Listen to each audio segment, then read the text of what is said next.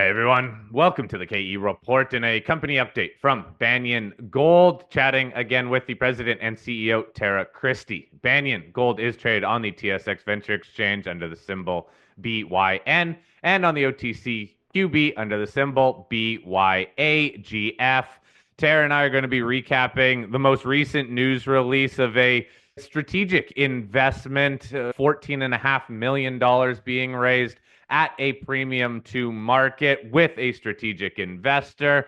We're also going to be looking ahead to what this means for drilling at the AurMac Gold Project this year and valuation questions. I've had a few people note that Banyan right now, with over 7 million ounces in the ground, has a valuation of right around $70 million Canadian. So a lot for us to get through here, Tara. Let's start with this most recent news. $14.5 million investment with a strategic. Can you give us a little bit more insights on how this deal came together? And I know you're not sharing the name of this strategic investor, but any other insights you can give us would be appreciated. We're really pleased with this investment because of the quality of the hands that it's in. It really sets us up well for 2025 and even into 2026.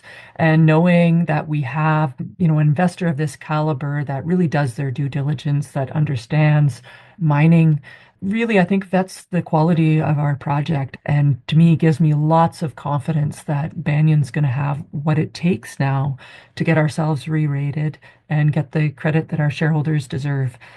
The strategic investor is the majority of this financing, with just a couple of my existing shareholders participating and a couple insiders, myself, because I always participate, which I think shows that I've got a lot of confidence in where Banyan's going. But it's really about setting ourselves up, and I don't take dilution lightly. I'm super pleased with the terms of this financing, and I think it shows that we have incredible strength in our shareholder base. Can you share a little bit more details on the terms then? One thing that we should note is there's no warrant with this financing, but a couple different moving parts inside of those terms. So please share with us what these levels are. Well, you'll notice that the majority of the financing is flow through because we intend to spend it on the project, advancing the project, with charity flow through at 33.6 cents versus our current financing, which is the majority of the financing, a small amount of the regular flow through to a couple of our existing shareholders and insiders, 28.5 cents, and the back end hard dollars, which have been minimized to what we need, because I think that shows that we're being very cautious with our dollars, at 24 cents. I guess I should ask one more. With this new strategic coming in, what does that mean for the potential of other strategics or also working further with this strategic investor to become a reporting issuer? What does that look like for the company diversifying your shareholder base? That's absolutely a conversation we'll continue to have. And, as we deliver on our commitments, which we have a record of doing, that'll give our existing shareholders confidence. And that's usually why they reinvest and why they might increase their positions in a company like Banyan. So that's absolutely something we're looking for. Corporate strategics are something that we'll continue to communicate with, just because it's important. We're seeing the corporates they've invested in the Yukon. We currently don't have a large corporate other than the Victoria Gold block. But again, eventually somebody's going to look at that Eagle property, and likely it'll go back into production because there's a lot of gold there and it's so close to us, along with the Raven deposit. So, that's also an opportunity for us. Some people see it as a negative. I see it as an opportunity. So, Tara, $14.5 million coming in. What does that mean for drilling the project this year? We've talked a whole lot about last year's drill program and how you managed to find or isolate a high grade area. What are you going to do with this money when it comes in to further advance the OurMac project? Well, we're already starting to get camp running. We'll be drilling by the first week of April.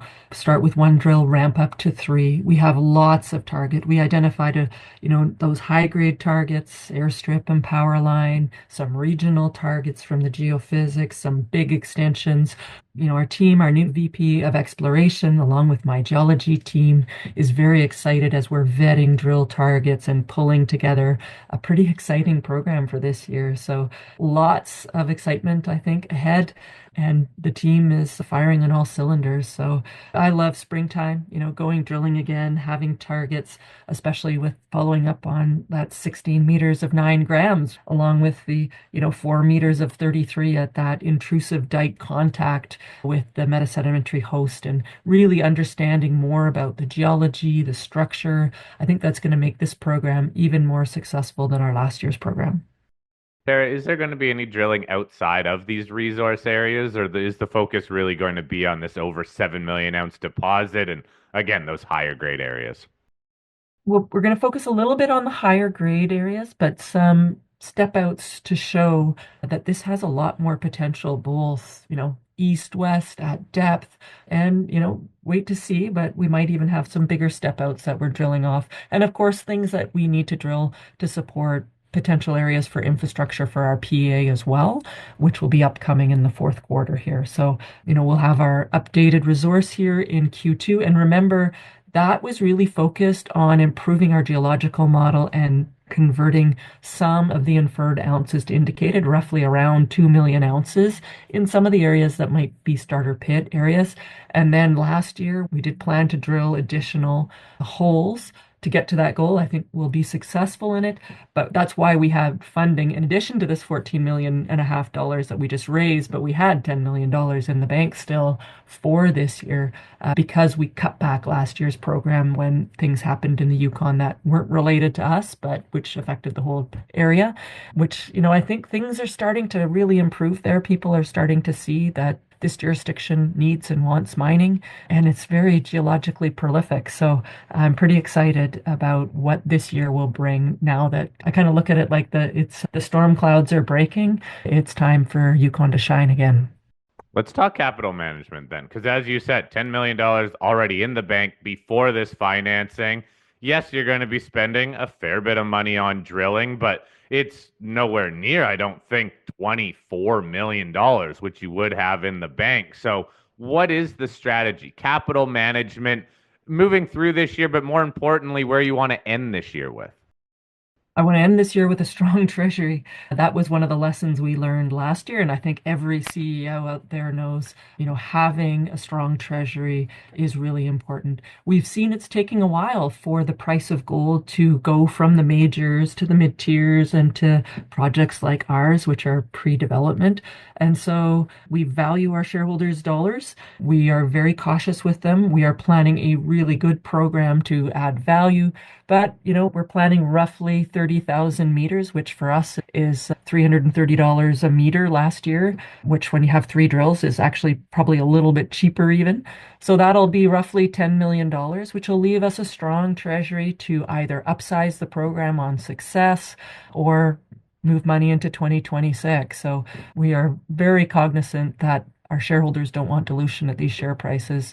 This strategic investor, I think, is one that you want to have in your registry, and certainly strong hands helping you to get into the time period when projects are revalued is where you want to be. Let's talk about that valuation then. As I said on the onset, company's market cap right now around $71 million Canadian. Plus, you have to consider you already have that $10 million in the bank pre-financing. You have over 7 million ounces in the ground. So that's well under $10 an ounce in the ground, all in the Yukon. Now, look, these are all inferred ounces, but as you said, you are upgrading some of the ounces. So give us a bit of a lay of the land then in terms of valuation and maybe what you think you can do to get better valued for those ounces you already have in the ground. Well, I think the strategy that we've laid out, coming up with our next resource where we validate and adapt our geological model to a bit more lithologically constrained, will give the resource more credibility. A lot of the technical work that we did last year really has added value in that way. We've got a drill plan which will show both growth of higher grade ounces, some step outs to show that this deposit is still open in multiple directions. And then, that'll lead up to our PEA. It'll give us drill results through that. And, our PEA cutoff will be the drill results that we announced in early March, that summary of everything we drilled last year, because you have to have a cutoff. Our resource update will be out here in Q2. So you always want to show that you're continuing to grow. And any 43-101 is a bit of a snapshot in time when you haven't completely drilled off a project. So we know that there's lots of areas to grow. And now that we understand that higher grade, it's really going to be important to drill some of that because it could change the economics pretty significantly. Sarah, do you think there is any hangover still from those issues that Victoria Gold had last year in the Yukon? Victoria Gold is a shareholder of Banyan Gold as well. So, any feedback you're getting from shareholders saying that they're still maybe a bit cautious on the area because of what happened with Victoria Gold? I think, all the Yukon Explorers share prices were affected. Ours was disproportionately affected because of our proximity and because of the shareholding that the receiver has. I think that knowing that there are strong hands that are investing in Banyan, I think should give shareholders confidence that when the receiver is ready to sell that, not only as a CEO am I going to be available to help with placing that in good hands, but there's likely good hands that are ready to take some of those shares. So that should remove some of that overhang, and we're looking forward to clearing that up. But it's taking a little bit of time. These processes always do. And we're already seeing share prices of other Yukon Explorers and ours start to improve. So I think that's going to continue, particularly if we can continue to add value with the drill bit. Okay, let's just quickly recap the news flow that we can expect then. A couple of those big news releases, like you said, the updated resource, advancing that PEA, but also drilling. Give us a time frame, general timeline of what we can all look out for. So Q2 here, we'll have our resource update. We'll start drilling first week of April, which is coming up really fast. And we'll be out talking to shareholders in between. Then we'll, start to get results into the lab by about midsummer. We should start getting some of those results back. And this mineralization, you can see it in the core. So it's not like we have to wait before we have an understanding of whether or not we're in the right rocks or not. And then we'll, keep drilling. Let's roughly 3 drills for 5 months is what we have, which will give us news flow through the fall and probably even into 2026 with the level of activity that the labs will probably have. They always do get backlogged by the time they get to the fall and all the summer programs start. And then we'll have that resource update and we'll be able to continue to drill in 2026. So, it's positioned us well to have a strong treasury at this point. All right, Tara, thank you very much for this update. Again, Tara Christie, President and CEO of Banyan Gold. I will post a link to the company's website so you can read over that most recent news.